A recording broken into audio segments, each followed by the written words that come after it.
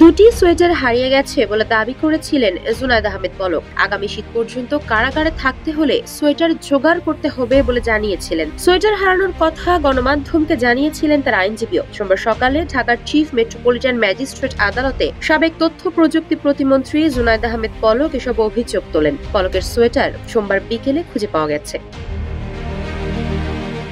Kashimpur high security কারাগারের জ্যেষ্ঠ কারা তত্ত্বাবধায়ক আব্দুল্লাহ আল মামুন সোয়েটার খুঁজে পাওয়ার কথা জানিয়েছেন। কারাগারে থাকা পলকের বেশ কিছু জামা কাপড়ও পাওয়া গেছে বলে জানান তিনি। আব্দুল্লাহ আল মামুন বলেন, কারাগার থেকে জুনায়েদ আহমেদ পলকের সোয়েটার হারিয়ে যাওয়ার তথ্য জানার পর তিনি তার কর্মকর্তাদের বিষয়টি অনুসন্ধানের দায়িত্ব দেন। পরে খোঁজ খবর নিয়ে জানা যায় পলকের সোয়েটার সহ শীতের কাপড় কারাগারের স্টোর রুমে জমা রয়েছে। সম্প্রতি পলকের স্ত্রী কারাগারে এসেছিলেন। তখন পলক শীতের কাপড় তার স্ত্রীকে দেওয়ার জন্য কারাগারের নিরাপত্তা কাছে দিয়েছিলেন, কিন্তু অসাবধানতাবশত কারারক্ষীরা তা ভুলে গিয়েছিলেন।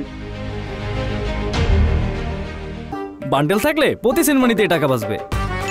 বিকাশ সেনমানি বান্ডেল কিনে জিতুন প্রতি লেনদেনে। আব্দুল্লাহ আল মামুন আরো জানান, সেদিন বন্দীদের সঙ্গে সাক্ষাৎ গ্রহণ শেষ হলে একটি কাপড়ের ব্যাগ পড়ে থাকতে দেখা যায়। পরে ওই ব্যাগের মালিকানা না পাওয়ায় আবার সেটি কারাগারের স্টোর রুমে রাখা হয়।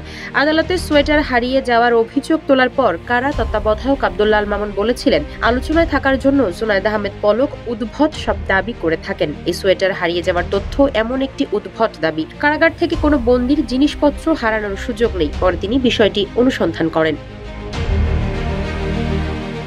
সোমবার পলকের আইনজীবী ফারজানা ইয়াসমিন গণমাধ্যমের কাছে দাবি করেছিলেন, তার মক্কেল কারাগারের ডিভিশনের সুযোগ পাচ্ছেন না। এ ব্যাপারে কারা তত্ত্বাবধায়ক আব্দুল্লাহ আল মামুন জানান, জুনায়েদ আহমেদ পলক তার কারাগারের চতুর্থ তলায় থাকেন। সাবেক প্রতিমন্ত্রী হিসেবে জেল কোডের বিধান অনুযায়ী তিনি প্রথম শ্রেণীর একজন কারাবন্দী। প্রথম শ্রেণীর কারাবন্দী যেসব সুযোগ সুবিধা পেয়ে থাকেন, তিনিও ঠিক একই সুযোগ সুবিধা পেয়ে থাকেন। তার আইনজীবীর তথ্যও সঠিক নয়।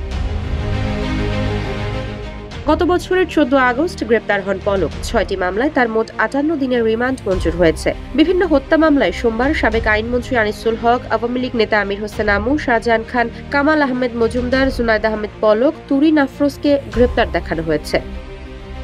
আফসারা নাজ, নিউজ ডেস্ক, ইত্তেফাক।